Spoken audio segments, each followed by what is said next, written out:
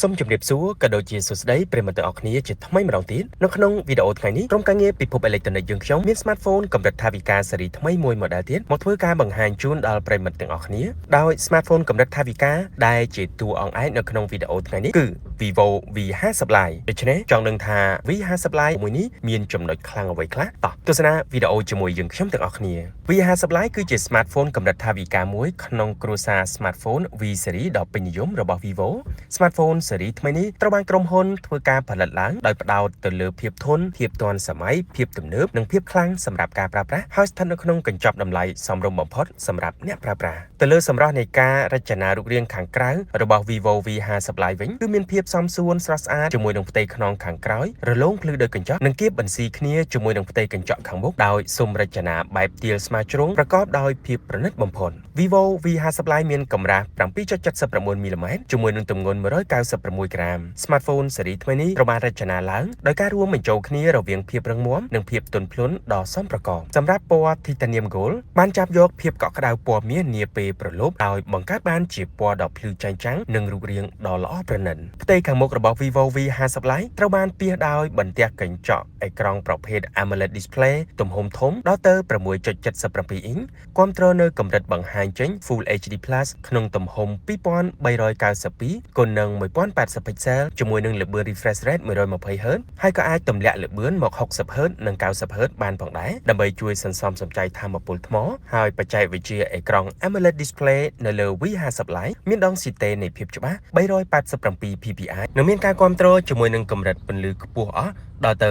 1800 nits ហើយនឹងកម្រិតមើលនៅក្នុងម្លប់ 1300 nits ព្រមទាំងគាំទ្រនៅកម្រិតទឹកពណ៌ស្តង់ដារ DCI P3 ថែមទៀតផងដូច្នេះធ្វើឲ្យរាល់ការបង្ហាញចេញនៅលើផ្ទៃអេក្រង់ smartphone មួយនេះទទួលបាននូវគុណភាពរូបភាពខ្ពស់ជាមួយនឹងកម្រិតពន្លឺក៏ដូចជាកម្រិតទឹកពណ៌ភ្លឺច្បាស់ត្រជាក់ភ្នែកតែម្ដងមកផ្នែកកាមេរ៉ាថតរូបវិញ Vivo V50 Lite មានដំឡើងមកជាមួយនឹងកញ្ចប់លែនកាមេរ៉ាក្រោយចំនួន2គ្រាប់ទំហំ50 megapixel ដែលជាប្រភេទ sensor Sony IMX882 មាន aperture 1.7 និងទំហំ2 megapixel ជាប្រភេទ lens bokeh មាន aperture 2.4 ព្រមទាំងមានភ្លើង LED flash មួយគ្រាប់ហើយនឹង Aura Light សម្រាប់ជាជំនួយពេលថតនៅទីតាំងដែលមានពន្លឺខ្សោយផងដែរសម្រាប់កាមេរ៉ាមុខទុក selfie វិញគឺប្រើជាប្រភេទ lens ទម្លុះថ្ងាសអេក្រង់ដែលភ្ជាប់នៅ sensor ទំហំធំដល់ទៅ32 megapixel និងមាន aperture 2.45 ទៅលើសមត្ថភាពនៃការថតរូបវិញប្រព័ន្ធកាមេរ៉ារបស់ V50 Lite ធ្វើការបានយ៉ាងល្អតែម្ដងទាំងការថតរូបនៅខាងក្រៅ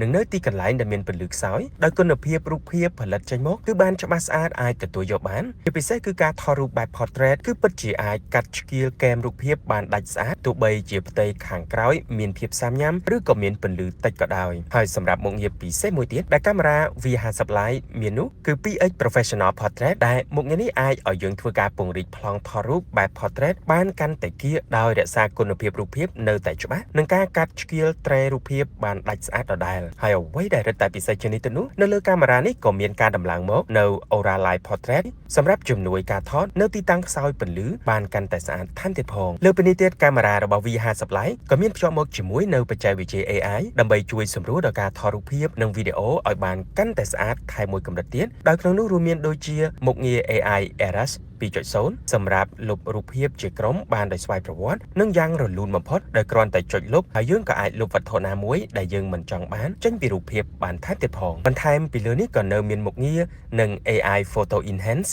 សម្រាប់ជួយបន្ថែមទៅលើភាពលម្អិតនៅលើរូបកែតម្រូវជម្រៅទឹកពណ៌ដែលធ្វើឲ្យរូបភាពដែលថតបានមានភាពច្បាស់ល្អថែមមួយកម្រិតទៀតចំណាយរាល់ប្រតិបត្តិការងារទូទៅនៅលើ Vivo V50 Lite គឺពឹងផ្អែកទៅលើបន្ទះ chip ប្រភេទ Qualcomm Snapdragon 685 ខ្នាត6 nanometer មាន8 core គាំទ្រនៅដំណើរការជាមួយនឹង RAM ទំហំ8 GB បូកនឹង8 GB ជាមួយនឹង memory ផ្ទុកក្នុងម៉ាស៊ីនទំហំ256 GB ហើយសម្រាប់សមត្ថភាពប៉ុណ្ណេះគឺផ្ដល់ឲ្យការប្រើប្រាស់ក្នុងកិច្ចការងារទូទៅប្រចាំថ្ងៃបានដោយរលូនល្អអត់មានបញ្ហាចោតនោះទេយើងអាចលេងហ្គេមដែលយើងចូលចិត្តលេងបណ្ដាញសង្គមលេងកម្មវិធីផ្សេងៗជាមួយនឹងដំណើរការដ៏រលូនជាប់ចិត្តតែម្ដង និយាយពីថ្មវិញ Vivo 50 Lite ត្រូវបានក្រុមហ៊ុនបំពាក់នៅបច្ចេកវិទ្យាថ្ម Blue Wall ដែលអភិវឌ្ឍឡើងដោយ Vivo ផ្ទាល់ហើយនឹងមានដំណើរការដោយថ្ម Blue Wall ទំហំ 6500 មីលីអាំពែម៉ោងគ្រប់គ្រងដោយបច្ចេកវិទ្យាសាកថ្មល្បឿនលឿនកម្លាំង 90 វ៉ាតអាចមានអាយុកាលប្រើប្រាស់ថ្មដល់ទៅរយៈពេល 5 ឆ្នាំហើយលោកអ្នកក៏អាចរីករាយជាមួយនឹងការមើល YouTube បានរហូតដល់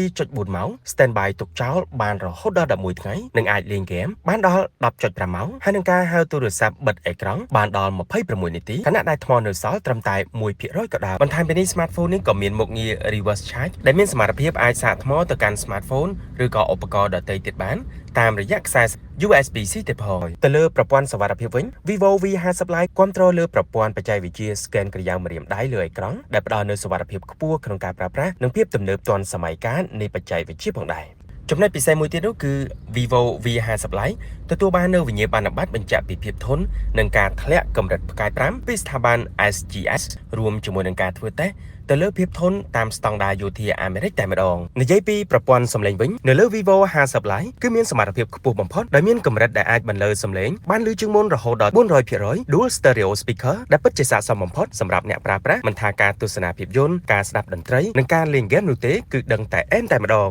ដូចនេះនិយាយជារួមមកវិញ Vivo V50 Lite គឺជា Smartphone កម្រិតថវិកាស៊េរីថ្មីដែលមានគុណសម្បត្តិល្អៗសម្រាប់ការប្រើប្រាស់លេងកម្សាន្តប្រចាំថ្ងៃលើសពីតម្លៃ Vivo 50 Lite មានដាក់លក់ជាផ្លូវការនៅលើទីផ្សារប្រទេសកម្ពុជាយើងនៅតាមហាងលក់ទូរស័ព្ទនៅទូទាំងប្រទេស Vivo